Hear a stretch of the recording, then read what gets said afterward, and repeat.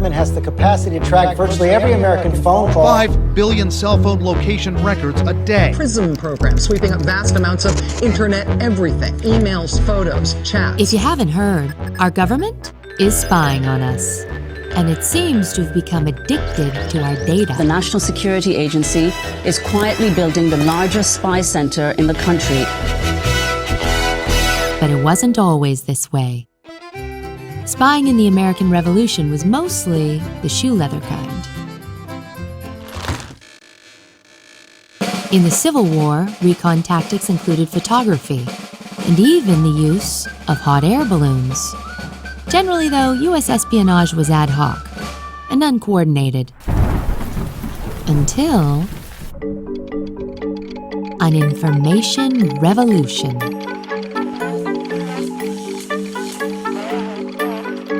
Suddenly, we could file and tabulate, organize and automate, record and retrieve huge amounts of information. All this was put to use in the Philippines, which we had just colonized.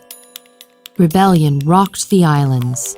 To crush it, our military had an idea: build a full-scale surveillance state. Thousands of Filipinos were indexed with the help of new technology. Where they went, who they knew, their political and religious views, their vices and fears, everything was secretly logged and filed. Those found supporting independence were punished. Many were executed.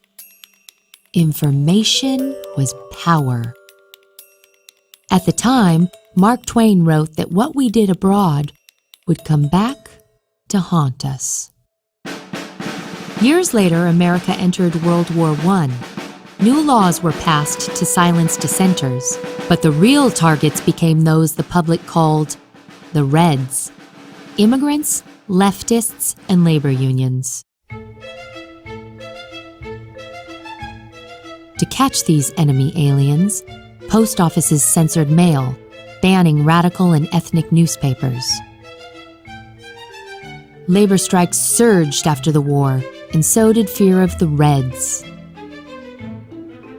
Using the Philippines as a guide, the Justice Department filed every radical leader, organization, and publication into a secret index.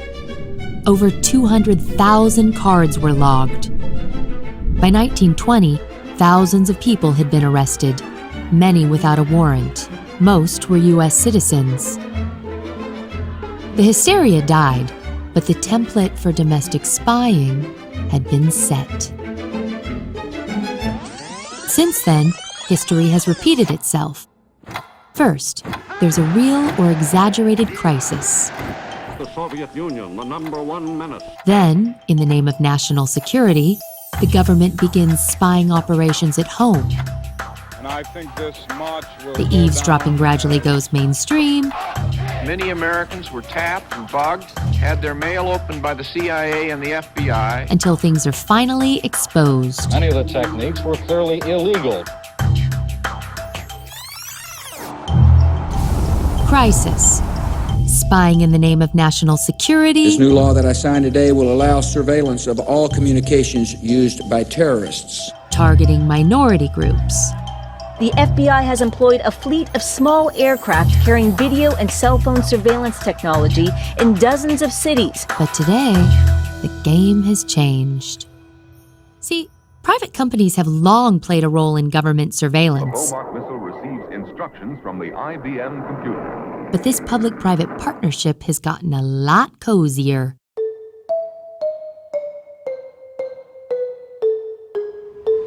Amazon now stores data for the entire intelligence community. Google has boosted search capabilities for the NSA and CIA. One company that makes cell phone spying technology forbids police from talking about how they use it, even in court. And consider this. Telegraph companies of yesteryear made their money by providing a service: communication. Today, the companies we use to communicate with profit by learning as much as they can about us. So, if history's taught us that information is power, who do we really want to wield it?